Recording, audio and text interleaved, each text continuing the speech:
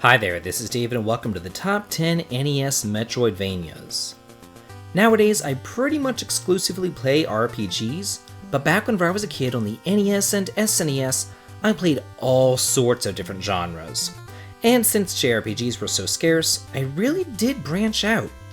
Many of my favorites were Metroidvanias, though back then we just called them action-adventure games. There are so many to choose from in the huge NES library, but here are 10 of my personal favorites. Number 10. Rygar. Rygar is a strange bird to me. When I first played it, I didn't like it, mostly because I died way too easily and I got lost all the time. But it was also very young, probably only like 6 or 7 years old. But my older brother just loved it, and I used to like to watch him play.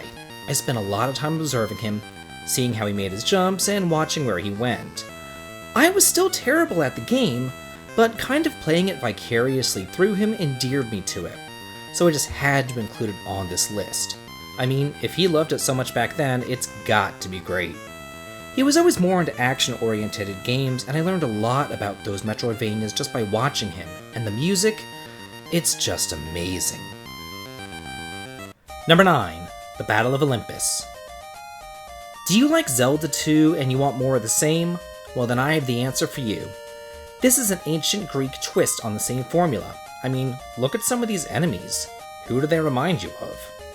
You also get some pretty cool power-ups, multiple swords and armors to upgrade to, a Pegasus to take you wherever you want to go, and some badass anti-gravity boots to walk on the frickin' ceiling.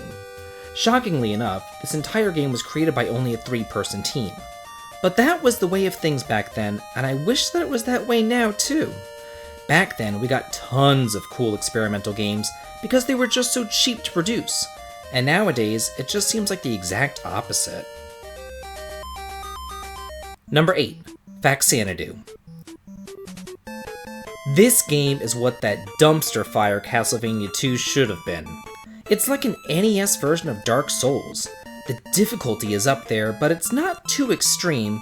It's really more in the backgrounds and the atmosphere. This game is actually a spin-off of the illustrious Dragon Slayer series, which is now really better known as by their spin-off series, The Legend of Heroes. Yeah, that one. The story here is kind of interesting. The waters are poisoned and the Elven Kingdom is under attack, so you're tasked with climbing the World Tree and eventually entering the Mountain Kingdom of the Dwarves to purify the waters and save the derpy people of Aeolus. Number 7. Legacy of the Wizard. Like Faxanadu, Legacy of the Wizard is also part of the Dragon Slayer series, and it's a weird one. You play as one of 5 members of the Warzin family, each with their own special powers, as they delve into the labyrinth beneath their house to destroy a sealed dragon. The dungeon is absolutely enormous, and each screen has multiple exits. It's truly an example of an open-ended game. It's really fun to experiment with each of the characters, though each of them has their own portion of the dungeon that they're best at traversing. I think that this was the game that really got me into creating my own maps, because without them, you're just screwed. Number 6. Clash at Demonhead. This game is a total blast.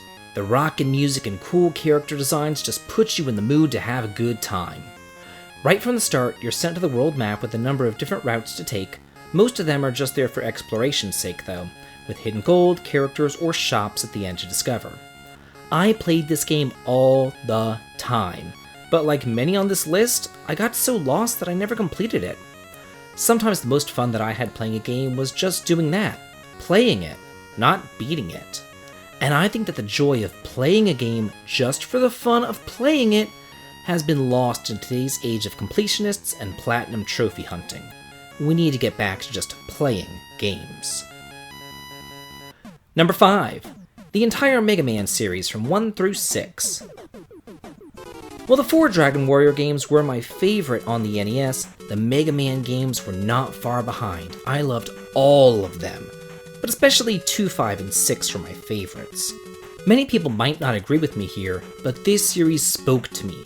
I loved going through them, experimenting with all the many powers and coming up with new and diverse strategies to make it through the stages. Especially as the series evolved and multiple paths emerged, along with optional hidden power-ups. I used to draw my own stages and invent my own Robot Master bosses in my spare time. Does anybody else remember that contest in Nintendo Power where they had you create and draw your own Robot Master? I really do miss stuff like that nowadays. Number 4. Gargoyle's Quest 2. I love this entire series. I even spoke all about it in my first Games That Made Me video. It stars Firebrand, who travels throughout the underworld to towns and dungeons inhabited by ghouls and demons to collect information, gather weapons, and fight. The action takes place in a side-scrolling manner as you complete stages and gather key items. You'll also get different magics for better attacks or even tornadoes to build platforms.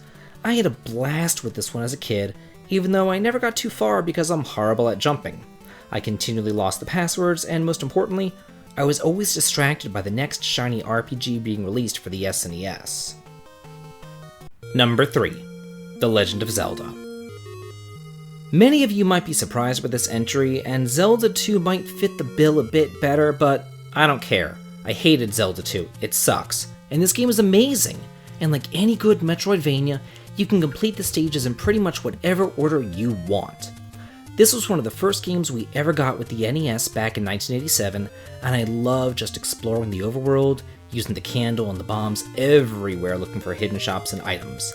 And while it has been a hot minute since I've played this game, I still feel like getting all the heart containers and the blue vest before even tackling the first level was the way to go.